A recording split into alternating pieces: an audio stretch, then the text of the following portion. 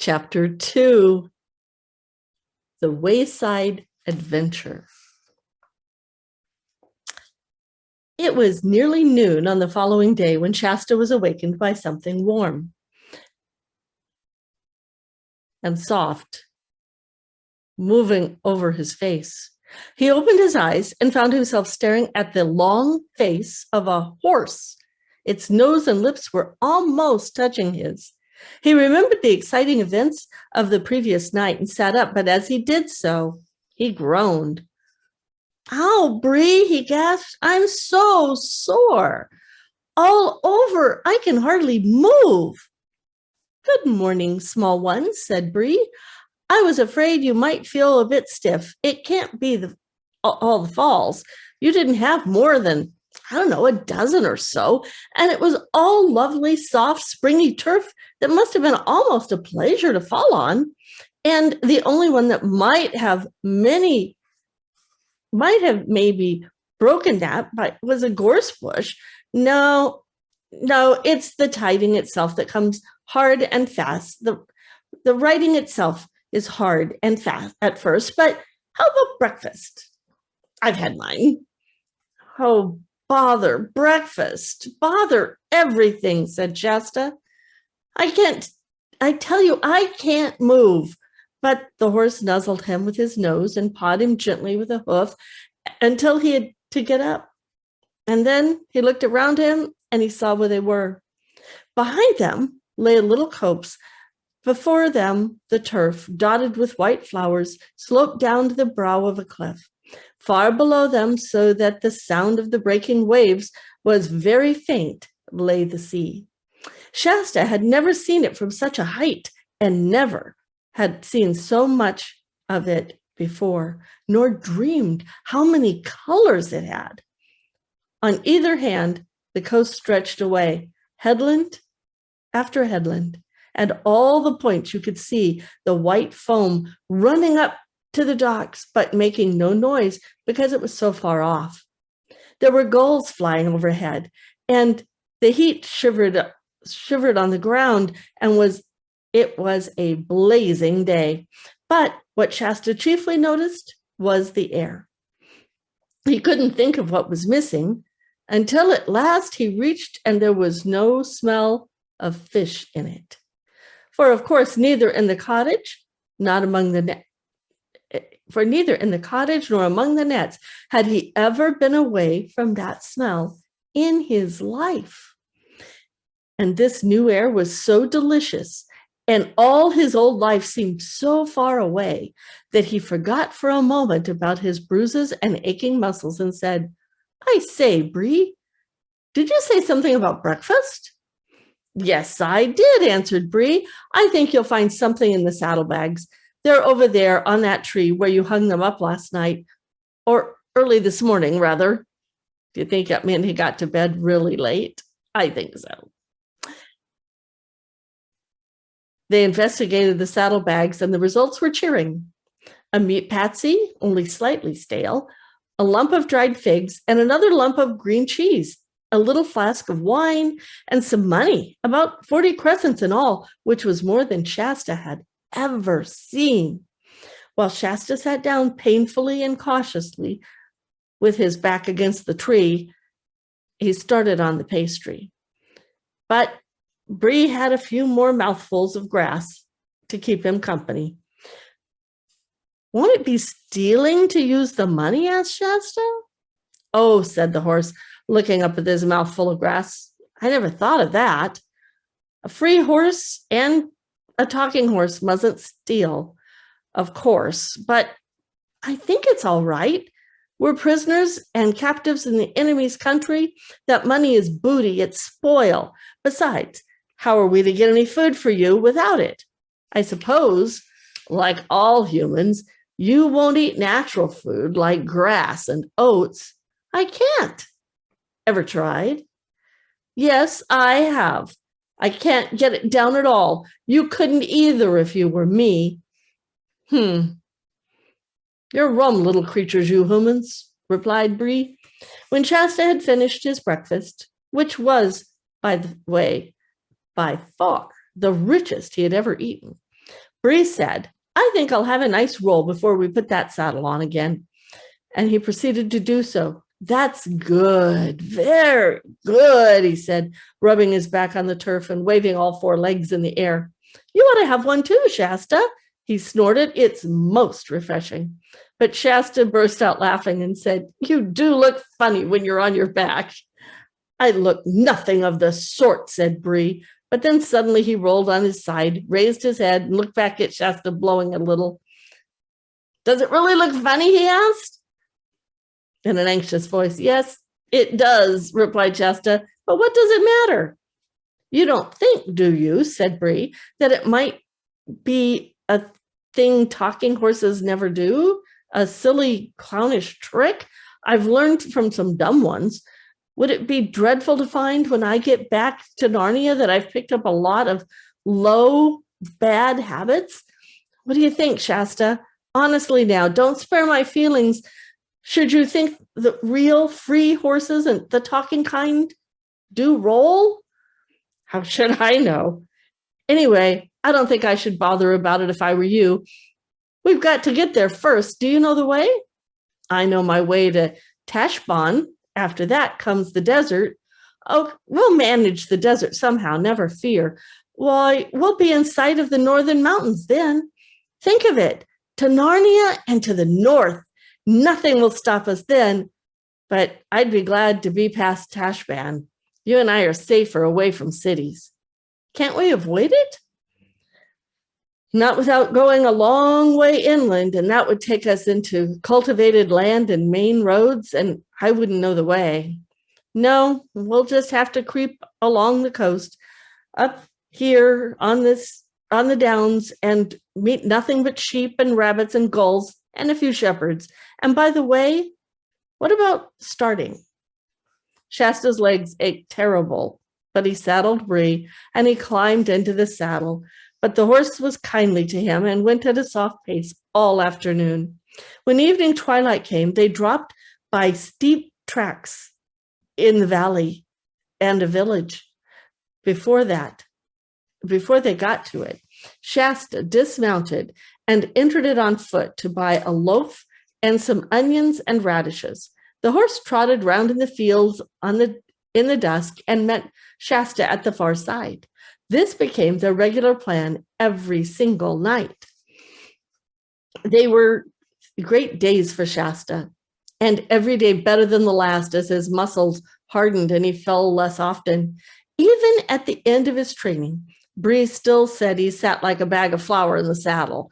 And even if it was safe, young'un, I'd be ashamed to be seen with you on the main road. But in spite of his rude words, Bree was a patient teacher. No one can teach riding as well as a horse. Shasta learned to trot, to canter, to jump, and to keep his seat even when Bree pulled up suddenly or swung unexpectedly to the left or to the right, which, as Bree told him, was a thing you might have to do at any moment in the battle. And then, of course, Shasta begged to be told about the battles and wars in which Bree had carried the Tarkan.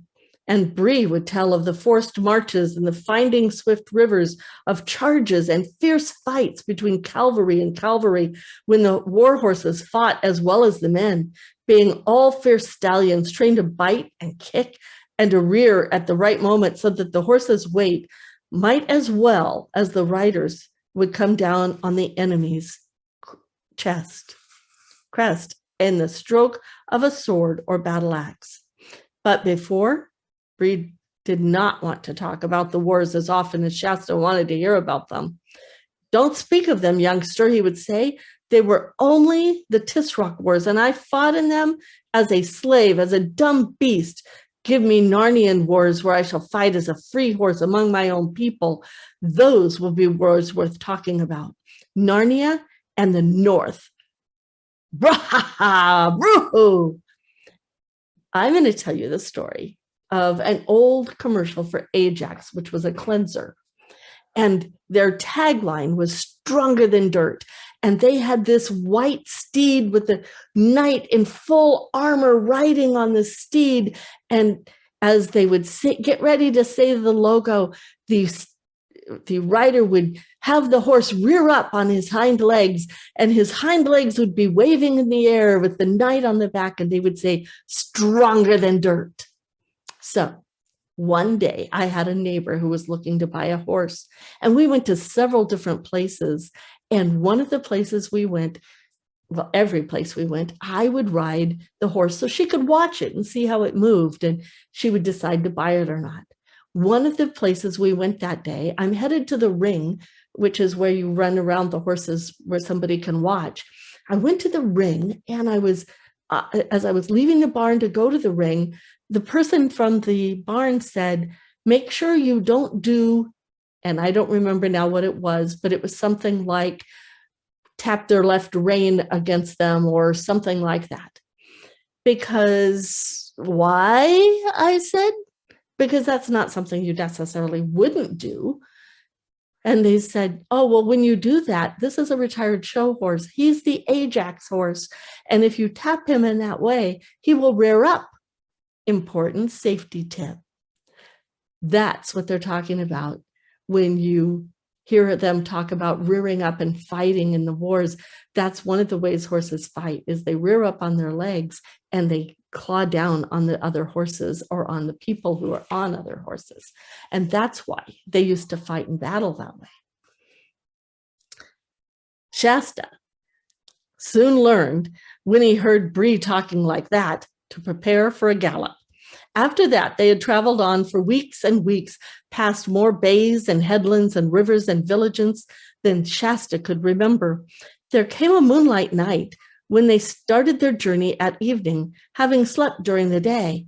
They left the downs behind them and were crossing a wide plain with a forest about half a mile away on their left. The sea, hidden by low sand hills, was about the same distance on their right. They had jogged along for about an hour, sometimes trotting and sometimes walking, when Bree suddenly stopped. What's up? Said Shasta. Shh, said Bree, craning his neck around and twitching his ears. Did you hear something? Listen. It sounds like another horse between us and the wood, said Shasta after he'd listened for about a minute. It is another horse, said Bree, and that's what I don't like. Isn't it probably just a farmer riding home late, said Shasta with a yawn. Don't tell me, said Bree. That's not a farmer riding, not a farmer's horse either. Can't you tell by the sound? That's quality, that horse is. It's been ridden by a real horseman. And I'll tell you what it is, Shasta. There's a tankin under that edge of that wood. Not on his warhorse. It's too light for that. On a fine blood mare, I should say. A blood mare is another term for a horse that has really good bloodlines, but it's also a female horse. So that's why it would be lighter. Well, it stopped now, whatever it is, said Shasta. You're right, said Bree. And why should he just stop when we do? Shasta, my boy, I do believe there's someone shadowing us at last. What shall we do? Said Shasta in a lower whisper than before. Do you think we can see us? They can see us as well as hear us? Not in this light, so long as we stay quite still, answered Bree. But look, there's a cloud coming up. I'll wait till that gets over the moon, and then we'll get off to our right and quietly as we can down to the shore. We can hide among the sandhills if the worst comes to the worst. They waited until the cloud covered the moon, and then, first at a walking pace and afterward with a gentle trot, made for the shore. The cloud was bigger and thicker than it had looked at first, and soon the night grew very dark. Just as Shasta was saying to himself, we must be nearly at those sandhills by now, his heart leaped into his mouth because of an appalling noise that suddenly had risen out of the darkness ahead, a long, swirling roar, melancholy and utterly savage. Instantly, Bree swerved around and began galloping inland again as fast as he could gallop. What is it? Gasped Shasta. Lions, said Bree, without checking his pace and turning his head. After that, there was nothing but sheer galloping for some time. At last, they splashed across a wide, shallow stream, and Bree came to a stop on the far side. Shasta noticed that he was trembling and sweating all over. That water may have thrown the brute off our scent, panted Bree when he had partly got his breath again. We can walk for a bit now.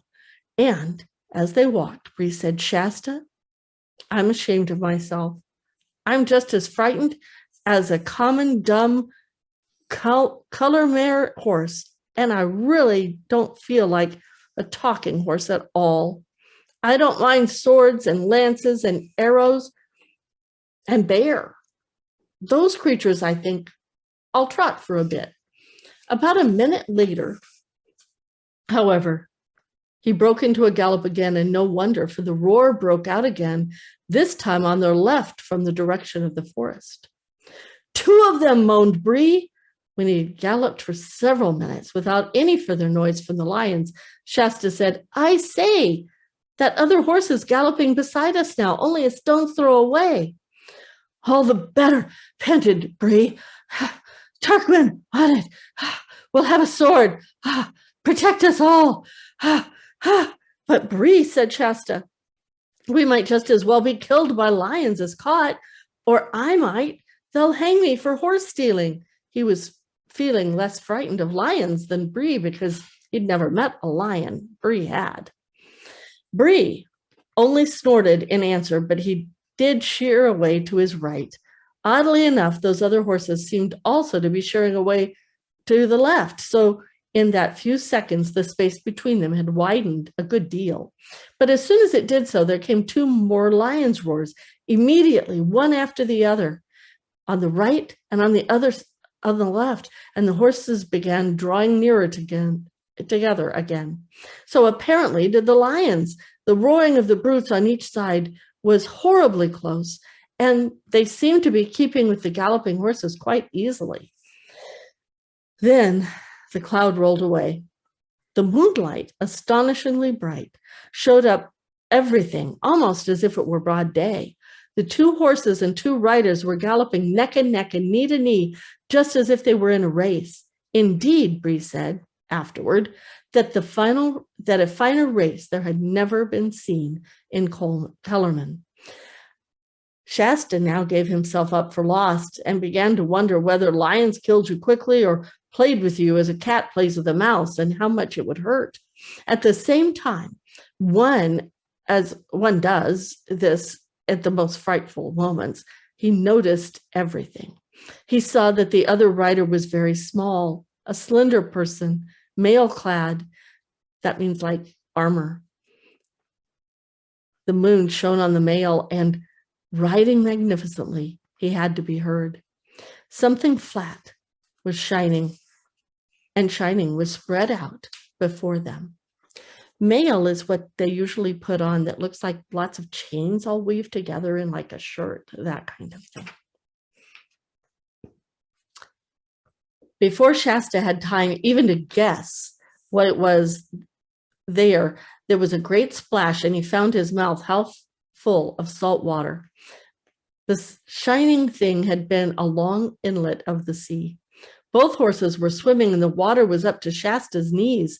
There was an angry roaring behind them, and looking back, Shasta saw a great, shaggy, and terrible shape crouched on the water's edge, but only one. We must have shaken off the other lion, he thought. The lion apparently did not think its prey worth a wetting. At any rate, it made no attempt to take to the water in pursuit. The two horses, side by side, were now well out of the middle of the creek in the opposite shore and could be clearly seen. The Tarkan had not yet spoken a word, but he will, thought Shasta, as soon as we've landed. What am I to say? I must begin thinking out a story. Then suddenly, two voices spoke at his side. Oh, I am so tired, said the one. Hold your tongue, one said. Don't be a fool, said the other. I'm dreaming, thought Shasta. I could have sworn that other horse spoke. Soon, the horses were no longer swimming, but walking, and soon, with a great sound of water running off of their sides and tails, and with the great crunching of pebbles under 8 hoofs, They came out on the far side of the inlet. The Tarkan, to Shasta's surprise, showed no wish to ask questions. He didn't even look at Shasta, but seemed anxious to urge his horse straight on. Bree, however, at once shouldered himself in the other horse's way. Boo-hoo-ha, he snorted. Steady there. I heard you. I did. It's no good pretending, ma'am. I heard you. You're a talking horse, a Narnian horse just like me. What's it got to do with you if she is? Said the strange rider fiercely, laying his hand on his sword hilt. But the voice in which the words were spoken had already told Shasta something. Why, it's only a girl, he exclaimed. And what business is that of yours if I'm only a girl? Snapped the stranger. You're probably only a boy, a rude, common little boy, a slave probably who's stolen his master's horse. That's what you know, said Shasta. He's not a thief, little Tarkina, said Bree. At least if there's been any stealing, you might just as well know I stole him. As for it not being my business, you wouldn't expect me to pass a lady of my own race in this strange country without speaking to her. It's only natural I should. I think it's very natural too, said the mayor.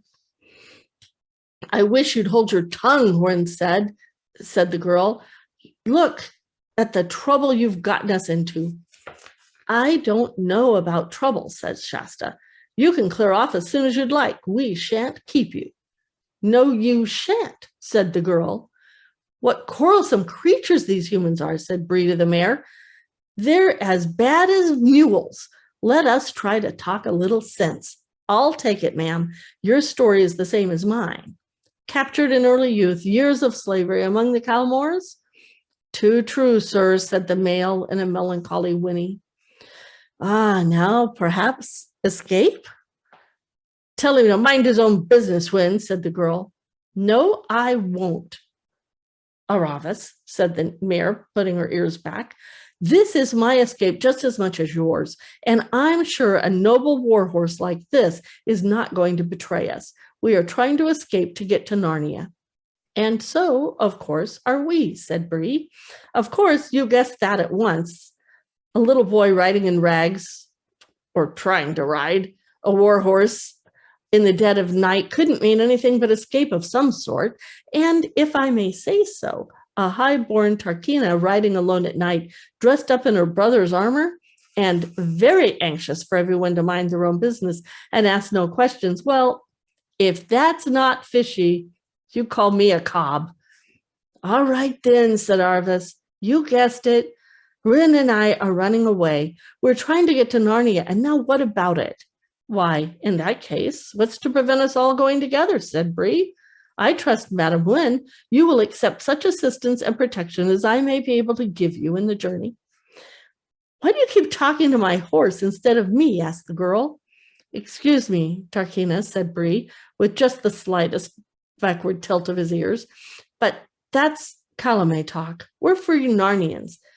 Wynne and I suppose if you're running away to Narnia, you want to be one too. In that case, Wynne isn't your horse any longer. One might just as well say you're her human. The girl opened her mouth to speak and then stopped. Obviously, she had not quite seen it in that light before. Still, she said after a moment's pause, I don't know that there's so much point in all going together. Aren't we more likely to be noticed? Less, said Bree, and the mayor said, oh, do let's. I should feel much more comfortable. We're not even certain of the way. I am sure a great charger like this horse knows far more than we do. Oh, come on, Bree, said Shasta, and let them go their own way. Can't you see they don't want us? We do, said Wynne. Look here, said the girl. I don't mind going with you, Mr. Warhorse, but what about this boy? How do I know he's not a spy? Why don't you say at once what you think? I'm not good enough for you, said Shasta. Be quiet, Shasta, said Bree.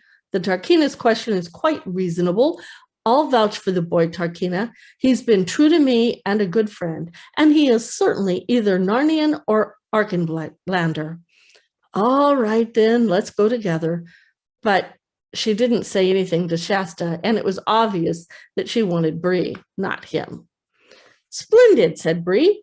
And now that we've got the water between us and those dreadful animals, what about you two humans taking off our saddles and are all having a rest and hearing one another's stories? Both the children unsaddled their horses, and the horses had a little grass, and Aravis provided a rather nice thing to eat from her saddlebag. But Shasta sulked and said no thanks, and that he wasn't hungry. And he tried to put on what he thought was a very grand and stiff manners, but as a fisherman's hut is not usually a good place for learning good manners, the result was dreadful. And he half knew he wasn't successful, and then became sulkier and more awkward than ever. Meanwhile, the two horses were getting on splendidly. They remembered the very same places in Narnia, the grasslands above the beaver's dam. They found that they were some sort of second cousins once removed. This made things more and more uncomfortable for the humans until at last Bree said, and now, Tarkina, tell us your story. And don't hurry it. I'm feeling very comfortable now. And here's the Tarkina.